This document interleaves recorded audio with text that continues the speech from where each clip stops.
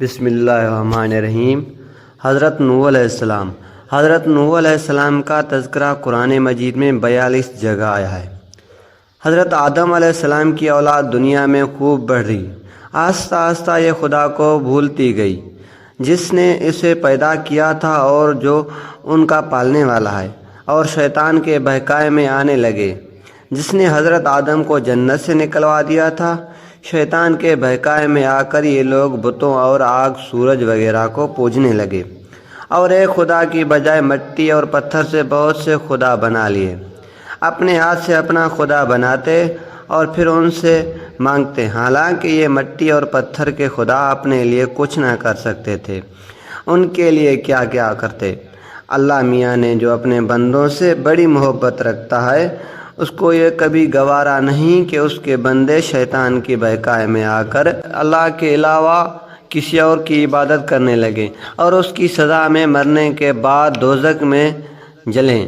اللہ پاک نے حضرت نوح علیہ السلام کو اپنا نبی بنا کر بھیجا۔ اس زمانے میں لوگوں کی عمریں بہت بڑی ہوتی تھیں۔ حضرت نوح علیہ السلام 950 سال تک اپنی قوم میں وعظ کرتے رہے، اے لوگو، صرف ایک اللہ کی عبادت کرو اور میرا کہنا مانو، وہ تمہارے گناہ بخش دے گا۔ لیکن لوگوں نے حضرت نوح علیہ السلام کی باتوں کو نہ مانا اور اپنے کانوں میں انگلیاں دے ڈالیں اور کپڑے اوڑھ لیے تاکہ حضرت نوح علیہ السلام کی آواز کانوں تک نہ پہنچے۔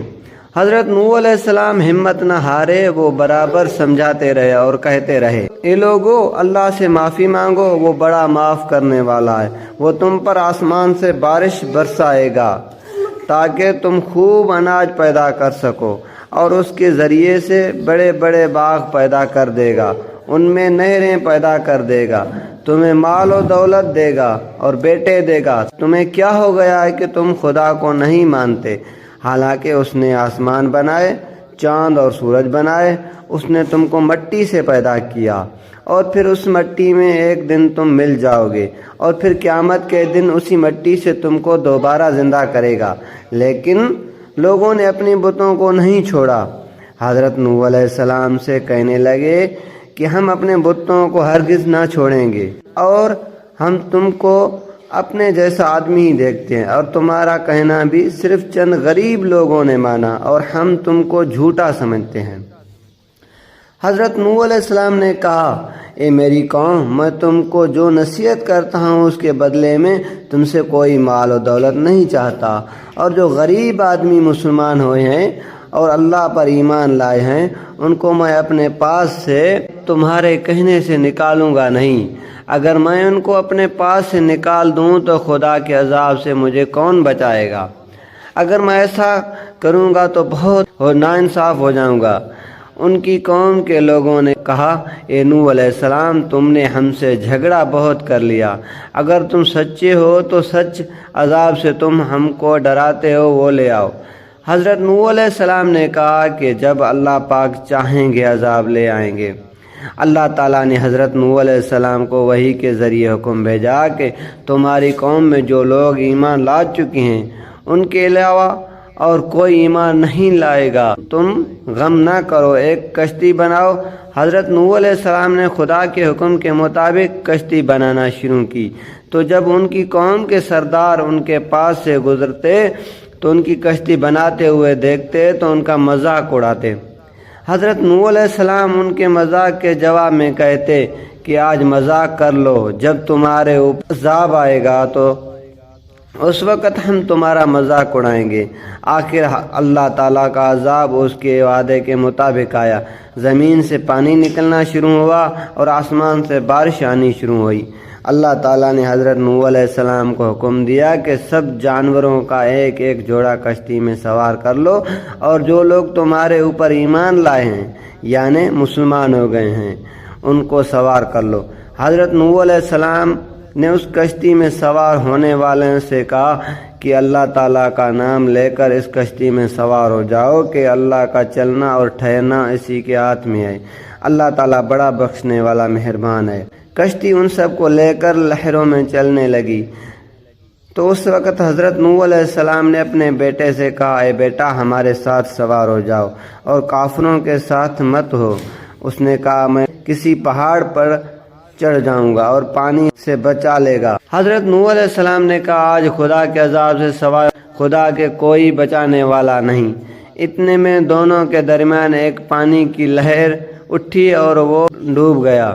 پھر خدا تعالیٰ نے زمین کو حکم دیا کہ اپنا پانی نگل جا، اور آسمان کو بھی حکم دیا کہ پانی برسانا بند کر دے، یہاں تک کہ پانی خشک ہو گیا اور تمام کافر دنیا میں ختم کر دیے گئے۔ حضرت نوح علیہ السلام کی کشتی جودی پر ٹھہری۔ حضرت نوح علیہ السلام نے اپنے پروردگار سے عرض کیا، اے میرے رب، میرا بیٹا بھی میرے گھر والوں میں سے اور آپ کا وعدہ سچا ہے۔ یعنی حضرت نوح علیہ السلام کا مطلب تھا کہ اللہ تعالیٰ آپ نے وعدہ فرمایا تھا کہ میرے گھر والوں کو اس طوفان سے بچا لے گا، پھر میرا بیٹا کیوں ڈوبا؟ تو خداوند تعالیٰ نے فرمایا کہ اے نوح، تیرا بیٹا تیرے گھر والوں میں سے نہیں تھا، کیونکہ اس کے عمل اچھے نہیں تھے۔ میں تجھ کو نصیحت کرتا ہوں کہ ایسے بات نہ کر جو تیرے علم میں نہیں ہے، اس لیے کہ کون اللہ کے علم ازلی میں کافر تھا اور یہ بات نوح علیہ السلام کے علم میں نہ تھی۔ حضرت نوح علیہ السلام نے اللہ پاک سے توبہ کی اور اپنے کہنے کی معافی چاہی۔ اللہ پاک نے ان کو معاف کر دیا اور حکم دیا، اے نوح، ہماری طرف سے سلامتی اور برکتوں کے ساتھ اتر۔ اس کے بعد حضرت نوح علیہ السلام کی امت سے دنیا بسی اور آہستہ آہستہ کے بال بچے آباد ہوتے گئے۔ یہ سب لوگ خدا تعالیٰ کی اطاعت کرتے رہے۔ زمانہ گزرتا گیا، آہستہ آہستہ شیطان نے پھر بہکانا شروع کیا تو یہ لوگ خدا تعالیٰ کو بھولنے لگے۔ حضرت نوح علیہ السلام جو اللہ تعالیٰ کے اتنے بڑے پیغمبر تھے، اپنے بیٹے کو اس کے برے کاموں کی وجہ سے اللہ تعالیٰ کے عذاب سے نہ بچا سکے۔ اس طرح اگر ہمارے ماں باپ اللہ کے کتنے ہی ولی کیوں نہ ہوں، اگر ہمارے عمل اچھے نہ ہوں تو وہ ہم کو اللہ تعالیٰ کے عذاب سے نہ بچا سکیں گے۔